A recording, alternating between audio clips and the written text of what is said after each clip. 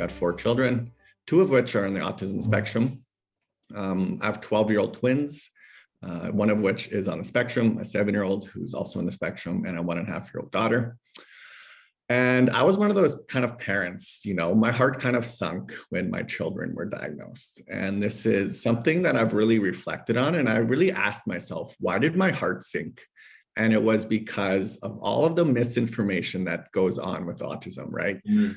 There's very much in the Western medical model, it's very much a deficit, it's a disorder, it's something to be cured like a disease. Right. It could be the worst thing that happens to you and your family type of approach. And that to me is pretty toxic and it's unfortunate. And so as another thing I do right now actually is I'm a PhD student at the University of Alberta, second year in medical sciences in the Department of Pediatrics.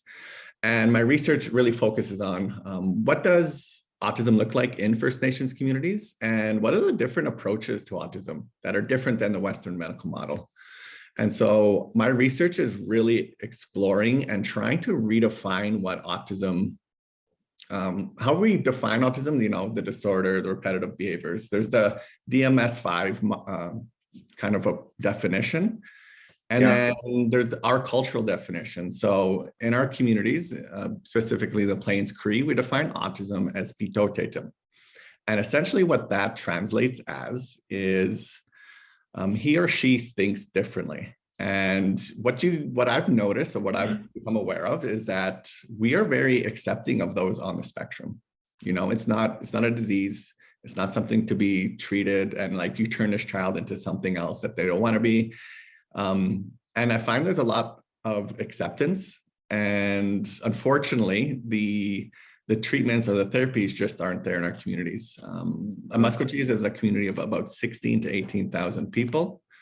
And from what I can gather, there's only services in the school system, and that's it. If your child doesn't attend one of those schools, they don't have access to anything, which is hugely problematic because this is a large community. You would think there would be in community services, there are people wanting to go out and there just isn't. And so I see a lot of families struggling. I see a lot of families trying to go through these obstacles, but at the same time, I see a lot of families doing a lot of good work too. And that's kind of the narrative I'm trying to really address with my research is it's going to be a strength-based decolonizing approach, because what you see in the media, very negative, deficit. Okay. When you look at Indigenous health research or any type of research where Indigenous peoples are involved, it's very deficit oriented. And all of these kind of deficit approaches can be really what's known as pathologizing or making us sicker than we really are. So my research is going to be strength-based decolonizing. I'm going to be using the language, the culture. I'm going to try and bring in different approaches to data collection. I'm going to try and use Cree ways of knowing for analysis and things of that nature, which I'm really excited about. But at the same time, I know it's a lot of work. I'm still very much in the community engagement phase of my research. I'm not even in the research portion. But at the same time, there's a lot of support and a lot of excitement for what I'm doing.